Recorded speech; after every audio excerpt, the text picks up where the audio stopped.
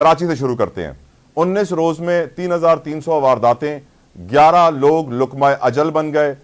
वजीर दाखिला कहते हैं आम सी बात है, कोई नई बात नहीं है। ईद सर पे है, महंगाई ने लोगों को मजबूर कर दिया है। क्या ग्राउंड रियलिटी है सर? क्योंकि पुलिस में तो ऐसी खबरें वायरल हो रही हैं, मैं आगे पूछता हूं आपसे, लेकिन पहले बताएं ग्राउंड रियलिटी क्या है फ़हीम साहब? सबसे पहले तो मैं उनकी फिगर दुरुस्त करना चाहूंगा वजीर दाखिला साहब की कि 16 लोग इन 18-19 दिनों में जो है वो कराची शहर में सिर्फ स्ट्रीट क्राइम में मारे गए हैं। एक वारदात है डकैती की, 1,80,00,000 रुपए लूट लिए गए सुखन के इलाके से। एक डकैती की वारदात है कोरंगी के इलाके से, जहां से 50 लाख रुपए लूटे गए डकैती की एक वारदात में। ये सिर्फ चंद वारदातें, चंद फिगर्स मैंने आपको बता दी। इसके बाद भी आप क्या मुझसे कोई ग्राउंड रियलिटी पूछना चाहेंगे? ये है ग्राउंड रियलिटी कि इस वक्त ये शहर का कोई भी शख्स अगर खुद को ये समझता है कि वो महफूज है तो वो अहमकों की जन्नत में रहता है। इस शहर में इस वक्त स्ट्रीट क्राइम, अगर मैं सिर्फ स्ट्रीट क्राइम की बात करूं तो मुझे ये कहने दीजिए, और मैं दावे से कहता हूं, मैं कोई पहली बार नहीं कह रहा हूं, ये मैं दावे से कहता हूं कि 2001 से लेकर अब 2024 में, इन 24 सालों का दहशतगर्दी में जो लोग शिकार हुए उनका रिकॉर्ड उठाकर देख लीजिए, और जितने लोग इन 24 सालों में स्ट्रीट क्राइम में मारे गए उनका रिकॉर्ड उठाकर देख लीजिए।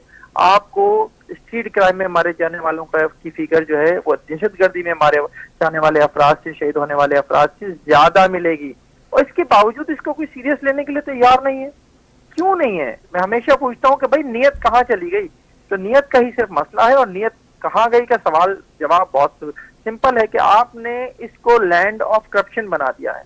एक जो एसएचओ है, जब वो इस बुनियाद पर तैनात हो कि उसने जो थाना खरीदा है, उसने पैसे देकर एक पोस्टिंग ली है, तो उसके बाद उसकी तवज्जो इस बात पे थोड़ी होगी कि उसके इलाके में क्राइम कंट्रोल हो जाए। उसकी पहली कोशिश तो ये होगी कि जितना पैसा देकर वो आया है पहले वो पैसा रिकवर हो जाए, अगली पोस्टिंग के लिए पैसा जमा हो जाए, और फिर वो जो है कुछ खा कमा भी ले। तो उसे इससे कोई सरोकार नहीं होता कि उसके इलाके में कौन सा क्राइम कितना, उसका क्या ग्राफ है ना। उसे इस बात से मतलब होता है कि थाने में जो 25 रजिस्टर रखे हुए उनका कोई मुताला कर ले।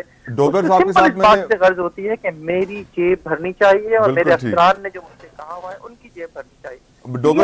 डोगर साहब भी आते रहते हैं हमारे प्रोग्राम में, और लोग मरते रहेंगे। जो डोगर साहब भी आते रहते हैं, तो उनसे मैं करते रहेंगे कराची के क्राइम के ऊपर, सिंध के क्राइम के ऊपर, या बल्कि जो मजमूई अमन अमान की सूरत हाल है इसके ऊपर, लेकिन सूरत हाल में कोई तब्दीली आने का कोई जर्रा बराबर इम्कान नहीं है। 100% दुरुस्त, 100% दुरुस्त। फ़हीम साहब ये बताइए, डोगर साहब भी प्रोग्राम में हमारे आते रहते हैं, तो उनसे मैं कर रहा था रिसेंटली प्रोग्राम, तो कहते हैं कराची में अगर 115-18 थाने हैं तो उनकी 115-18 पुलिस पार्टियां हैं।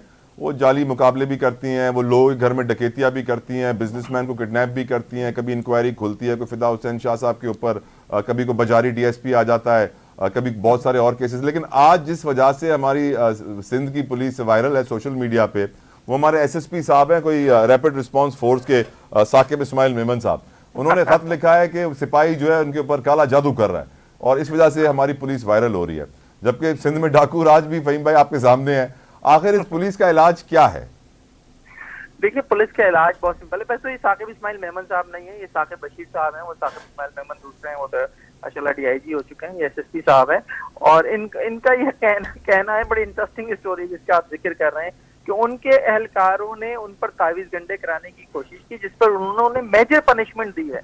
वो जो पुलिस एहलकार है वो कह रहे जी मैं तो इस पर यकीन ही नहीं करता तावीज गंडों के ऊपर। उसके ऊपर इल्जाम है कि जी उसने जाकर कब्रिस्तान से उनकी फैमिली के नाम और जो बल्दियत होती है या माँ का नाम होता है वो हासिल करने की कोशिश की, और उस पर उनके खिलाफ उनसे जो है तावीज गंडे कराए। तो इस नौयत की इस वक्त हमारी पुलिस हो चुकी है कि वो इस बात पे बिलीव कर रही है, इस तरह के अफसरान हैं जो इस बात पे बिलीव करते हैं कि तावीज गंडे हो रहे हैं, और उसके ऊपर वो अपना मातहत एहलकारों को सजाएं दे रहे हैं, मेजर पनिशमेंट दे रहे हैं। तो ये तो हमारी पुलिस का इस वक्त एक मजमूई हाल है।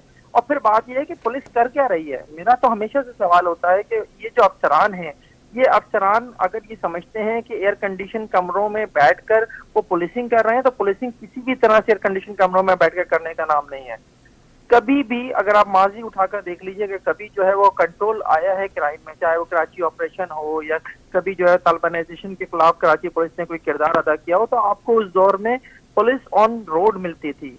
लेकिन आज सिचुएशन ये है कि अफसरान ये समझते हैं कि बस थानों में बैठे रहो, एयर कंडीशन कमरों में बैठे रहो, और सिचुएशन वही है जो आपने कही है कि पुलिस पार्टीज हैं जो लोगों के घरों में घुसती हैं, डकैतियां करती हैं, कहीं कोई तारिक बजारी होता है तो कहीं जो है वो कोई और अफसर होता है। अभी जो लास्ट स्टोरी है वो कराची के इलाके कोरंगी की है, जहां जमान टाउन के एसएचओ साहब ने जो है वो सोराब गोट पर एक ताजिर को रोका, उससे जो है करोड़ों रुपए लूटे, और उसके बाद जो है वो जब उसकी से कंप्लेन की तो पता चला कि जनाब एक एसएचओ साहब ऑन ड्यूटी एसएचओ साहब जो है इसमें मुलविस हैं। तो ये है बेसिकली सिचुएशन। कराची पुलिस इस वक्त न सिर्फ ये कि शहरियों को एक तरफ तो उन्होंने छोड़ा हुआ है स्ट्रीट क्रिमिनल्स के हाथों पे और क्या कहते हैं डाकुओं के हाथों में, दूसरी तरफ जो है वो खुद भी डाकू बने हुए हैं, और ऐसी ऐसी डकैतियां हैं जो आमतौर पर सामने भी नहीं आती। लेकिन हकीकत यह है कि कराची का कोई भी शहरी खुद को घर महफूज खुद को महफूज नहीं समझता। बिल्कुल ठीक। बात फिर वही आ जाती है कि जब कमान बदलती है तो सोचा यह जाता है कि शायद जो है सिचुएशन कुछ तब्दील हो जाएगी। जब रिफत मुख्तार साहब आए थे, रिफत मुख्तार साहब पंजाब से आईजी आकर बने थे यहाँ पर, तो ये समझा गया था कि शायद कुछ तब्दीली आ जाएगी, लेकिन क्या तब्दीली आई? मुझे तो सिचुएशन और नीचे जाती हुई नजर आई निगरान हुकूमत के दौर में। ये जो एक ब्रिगेडियर साहब जो है वो बना लिए गए थे, रिटायर्ड ब्रिगेडियर साहब वजीर दाखिला, उनका जरा रिकॉर्ड उठाकर देख लीजिए। उनके 6 माह में जिस नौयत के दावे हुए और उसके बाद जिस तरह का क्राइम का ग्राफ है वो आपको ऊपर जाता हुआ नजर आएगा। सर रिफत मुख्तार साहब मजीद रहना चाहते थे, इनकी ख्वाहिश थी कि उन्हें जो है सिंध का आईजी रहने दिया जाए, लेकिन पीपल्स पार्टी की नई हुकूमत ने जो है उन्हें नहीं रहने दिया, और उसके बाद जो वो अपने पुराने आईजी साहब को ले आए गुलाम नबी मेमन साहब को, बावजूद इसके कि वो एक अच्छी शोहरत के हामिल है, लेकिन उनकी शोहरत को हमने अचार डालना है। अगर जो है वो और लंजार साहब क्या कहेंगे फहीम साहब? लंजार साहब के तो स्टेटमेंट जितने मजे मजे के आ रहे हैं कि मुझे वसान साहब और शेख रशीद साहब याद आने लगते हैं जब उनके मैं कोई स्टेटमेंट सुनता हूँ। मुझे लगता है कि संजीदगी का फुकदान है उनके उसमें। अगर तो वो कुछ चाहते हैं कि कुछ कंट्रोल हो जाए, क्राइम कंट्रोल हो जाए, तो सबसे पहले तो उन्हें संजीदगी का मुजाहरा अपने बयानात में करना होगा। अगर स्ट्रीट क्राइम को वो मामूल की बात करार दे रहे हैं तो ये बात इंतहाई खौफनाक है। इस कराची जैसे शहर में जिसमें जो है इस वक्त आप जिसे कहते हैं कि वो मईशत का हब है, वहां पर अगर हर शख्स ये समझ रहा है कि वो गैर महफूज है और स्ट्रीट क्रिमिनल के हाथों गैर महफूज है, और जिया लंजार साहब जो वजीर दाखिला है वो ये कह दें कि सब कुछ अच्छा है, तो फिर कैसे जो इस शहर में अमन आएगा? फहीम साहब, ये तो एक तरह आपने उनकी हौसला अफजाई की है जो डकैतियां कर रहे हैं, जो स्ट्रीट क्राइम कर रहे हैं। फहीम साहब, एक और बहुत इंपॉर्टेंट इशू आपके सामने उठाने जा रहा हूं सर। सेनेट में एक डॉक्यूमेंट पेश हुआ था